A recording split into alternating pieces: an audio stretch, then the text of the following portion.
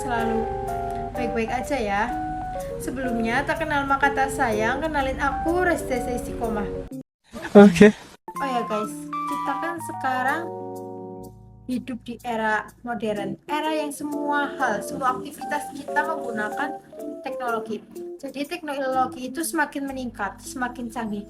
Tapi di balik itu semua tak bisa dipungkiri bahwa semakin canggih, semakin mengalami peningkatan teknologinya, maka tingkat kriminalitas dalam hal teknologi juga meningkat. Salah satunya, kalian pernah dengar nggak sih isu pencurian data pribadi untuk meminjam di pinjaman online? Ratusan ibu warga desa Sukabakti, Tarogong Kidul, Garut sedang dilanda kepanikan. Betapa tidak, mereka tiba-tiba ditagih utang, mulai dari 2 juta hingga 15 juta rupiah oleh Bank Emok, sebuah lembaga pembiayaan mikro permodalan nasional madani. Total 407 warga yang memang tidak merasa melakukan pinjaman utang itu mendatangi kantor desa untuk mempertanyakan masalah ini. Karena diduga ada oknum yang mencuri data KTP, NIK, hingga kartu keluarga warga untuk mencairkan uang. Tapi ibu atau suami ibu nggak? Nggak pernah minjem kayak gitu. Keluarga? Enggak. Ketahuannya kapan bu nih? Baru berapa hari. Oh, yang lain juga teman-teman ibu sama? Yang ngantri ini? Tiba-tiba masyarakat kami tidak mempunyai hutang, ditagih, ada data, ada yang di luar kota juga ditagih, sangat marah. Selain mendalami temuan nasabah fiktif ini, pihak pemerintah desa juga harus memutar otak untuk memulihkan nama baik ratusan warga yang dituding berutang ini. Eko Setiabudi melaporkan dari Kabupaten Garut, Jawa Barat.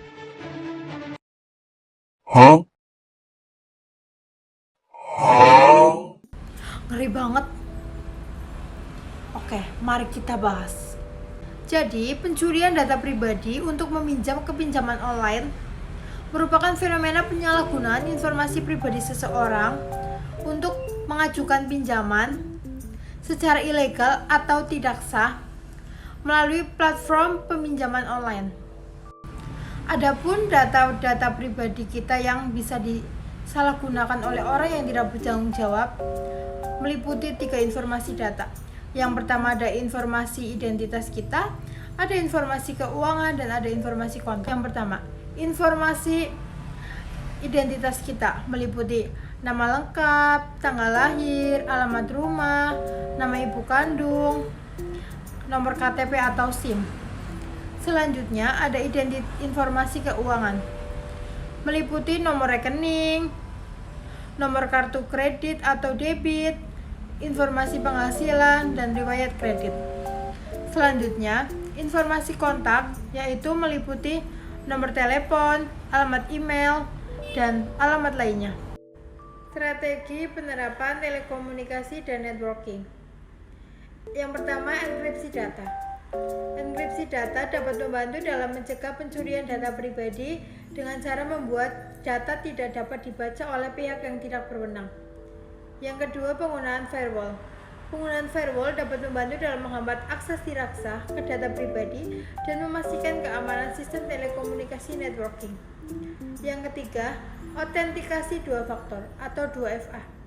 Menerapkan 2FA untuk semua akses ke sistem yang menyimpan data pribadi. Hal ini bisa berupa kode OTP, sidik jari, atau metode biometrik lainnya. Yang keempat, ada penggunaan antivirus. Penggunaan antivirus dapat membantu dalam menghambat akses tidak sah ke data pribadi dan memastikan keamanan sistem telekomunikasi dan networking. Strategi keamanan informasi. Yang pertama, penggunaan kata sandi yang kuat. Kata sandi yang kuat merupakan langkah pertama dalam melindungi akun online kalian. Gunakan kombinasi karakter yang kompleks dan unik, serta jangan gunakan kata sandi yang sama untuk beberapa akun. Yang kedua, autentikasi kuat. Gunakan kombinasi nama pengguna dan kata sandi yang kuat, ditambah faktor autentikasi lain seperti kode OTP yang dikirim melalui SMS atau aplikasi autentikator. Yang ketiga, single sign-on. Ini memungkinkan pengguna untuk masuk sekali dan mengakses beberapa aplikasi atau sistem tanpa harus memasukkan kembali kredensial mereka. Ini dapat meningkatkan keamanan dan kenyamanan pengguna.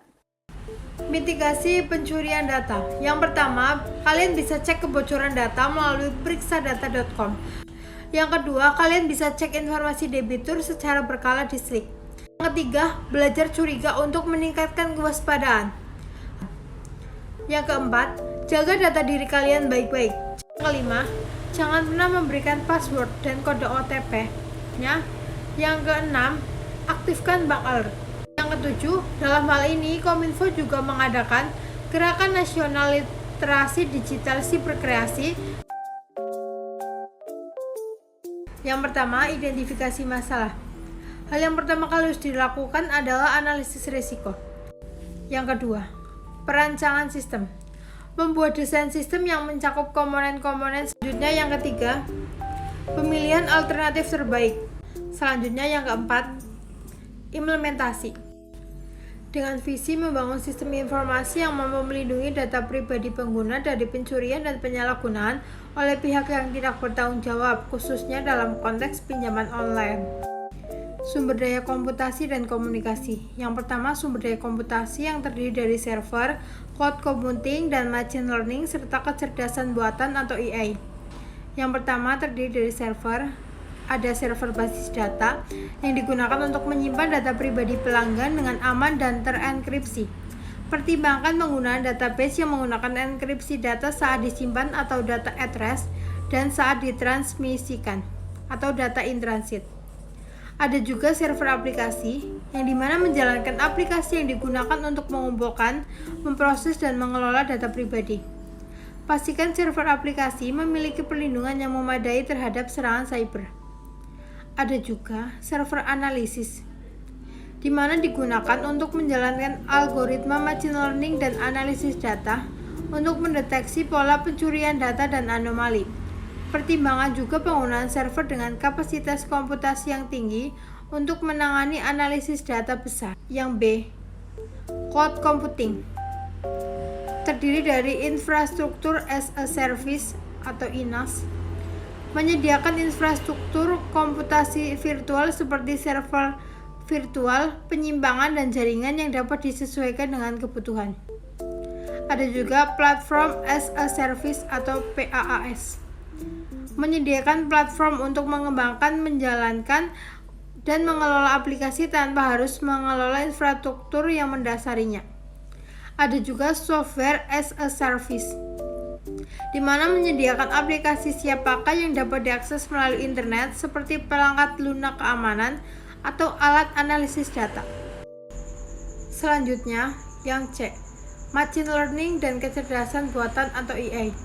Terdiri dari algoritma pembelajaran mesin yang digunakan untuk menganalisis data dan mengidentifikasi pola pencurian data seperti aktivitas yang tidak biasa atau transaksi yang mencurigakan, serta kecerdasan buatan yang dapat digunakan untuk mengotomatiskan tugas-tugas tertentu seperti mendeteksi anomali, memberikan peringatan, dan mengambil tindakan pencegahan.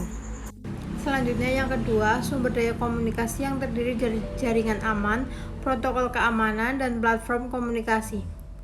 Yang pertama, kita bahas jaringan aman. Terdiri dari Virtual Private Network atau VPN yang memungkinkan akses aman ke jaringan internal dari lokasi terpencil, melindungi data yang ditransmisikan dari intersepsi. Ada juga firewall, melindungi jaringan dari akses tidak sah dengan menyaring lalu lintas masuk dan keluar. Ada juga Intrusion Detection and Prevention System atau IDPS, di mana mendeteksi dan mencegah serangan terhadap jaringan dengan memantau lalu lintas jaringan dan memblokir aktivitas yang mencurigakan. Aspek yang B yaitu protokol keamanan. Terdiri dari HTTPS, di mana memastikan komunikasi yang aman antara browser pengguna dan server web yang menginskripsi data yang ditransmisikan. Ada juga TLS atau SSL, di mana protokol kriptografi yang digunakan untuk mengamankan komunikasi melalui internet. Ada juga SSH, di mana protokol jaringan kriptografi yang digunakan untuk akses aman ke sistem jarak jauh. Aspek yang C, platform komunikasi yang terdiri dari email yang digunakan untuk berkomunikasi dengan pelanggan dan memberikan informasi tentang keamanan data dan langkah-langkah pencegahan pencurian data. Ada juga aplikasi pesan instan yang dapat digunakan untuk komunikasi internal yang cepat dan efisien antara tim keamanan. Ada juga platform kolaborasi, di mana memfasilitasi komunikasi dan kolaborasi antara tim keamanan, tim IT, dan pihak terkait lainnya dalam penanganan insiden keamanan. Rancangan sistem informasi. Yang pertama, perancangan sistem informasi yang kuat. Desain sistem. Rancang sistem informasi yang aman dan terintegrasi untuk memproses data pribadi. Yang kedua, penggunaan teknologi yang sesuai, seperti blockchain. Yang ketiga, implementasi keamanan data melalui enkripsi data. Yang keempat, pengawasan akses. Autentikasi 2 faktor. Gunakan autentikasi 2 faktor. Yang kelima, pengawasan transaksi. Yang keenam, pengembangan sistem. Kesuksesan penerapan sistem informasi tidak terlepas dari berbagai faktor. Yang pertama, peran pengguna dalam implementasi, yang terdiri dari keterlibatan pengguna akhir. Adapun juga pelatihan dan dukungan pengguna. Tingkat dukungan manajemen terdiri dari komitmen manajemen puncak. Adapun juga sponsorship proyek. Adapun yang ketiga, kualitas manajemen terdiri dari manajemen proyek yang efektif. Adapun manajemen perubahan, maintenance dan pemeliharaan terdiri dari pemeliharaan rutin. Adapun juga pembaruan keamanan. Adapun juga respon cepat terhadap masalah. Kegagalan penerapan sistem informasi disebabkan oleh berbagai faktor. Yang pertama, desain sistem yang tidak sesuai. Yang kedua, yaitu data yang tidak akurat. Faktor yang ketiga, yaitu biaya yang berlebihan. Oke guys, demikian. Tapi aku mau kasih kalian pantun dulu. Ke pasar beli ikan teri. Teri bagus ada di Banyuwangi. Selesai sudah pembahasan kita kali ini. Mirip kita yang selesai tanpa memulai. Dadah. Sampai jumpa. Assalamualaikum warahmatullahi wabarakatuh.